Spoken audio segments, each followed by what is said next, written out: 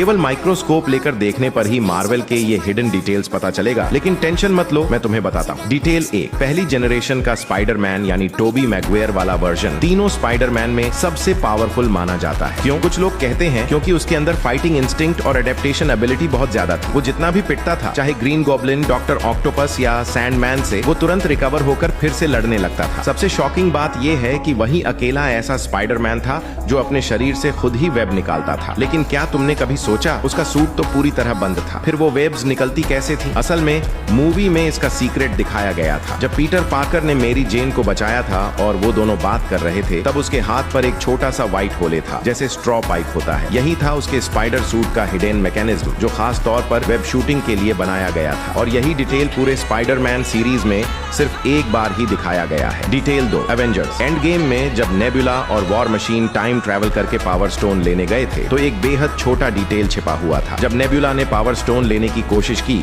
तो उसकी metal arm पूरी तरह लाल हो गई, जैसे जल गई हो। वो बर्न मार्क बाद में प्लॉट हिंट बन गया। जब थानोस ने पास नेबुला को कंट्रोल कर लिया और उसने प्रेजेंट नेबुला की जगह ली, तब उसने अपने हाथ पर स्टील बैंड लपेट ली थी ताकि वो जलने का निशान छिपा सके। अगर वो ऐसा न करती तो अवेंजर्स तुरंत पहचान लेते कि कुछ गड़बड़ है। इसलिए वो स्मार्ट मूव उसके लिए मास्टर डिस्गाइज साबित हुआ और उसी से आगे की लड़ाई शुरू हुई। डिटेल 3, स्पाइडरमैन नो वे होम में सबसे इमोशनल मोमेंट था जब टॉम हॉलैंड वाला स्पाइडरमैन ग्रीन गॉब्लिन को हराने के बाद उसे ऑलमोस्ट मार ही देता है। वो पूरी तरह गुस्से में था, आंट मे की मौत का बदला लेना चाहता था, लेकिन तभी टोबी मैगवायर वाला स्पाइडरमैन बीच में आकर उसे रोक लेता है। उसने ऐसा इसलिए किया क्योंकि वो उस दर्द को बहुत अच्छी तरह जानता था। पहली फिल्म में उसने भी इनडायरेक्टली अपने अंकल बेन के कातिल को मार दिया था और सोचा था कि उसे पीस मिलेगा, लेकिन हुआ उल्टा। वो गिल्ट और रिग्रेट में डूब गया। उसने सीखा कि उसकी ताकत रिवेंज के लिए नहीं बल्कि प्रोटेक्शन के लिए है, और इसलिए उसने टॉम हॉलैंड को रोक कर बचाया ताकि वो वही गलती दोबारा न करे और गिल्ट में न डूबे। डिटेल 4, अमेजिंग स्पाइडरमैन 2 में ग्वेन स्टेसी की मौत वाला सीन शायद पूरी मार्वल यूनिवर्स का सबसे हार्ट ब्रेकिंग पल था। डायरेक्टर ने लॉन्ग शॉट और स्लो मोशन के जरिए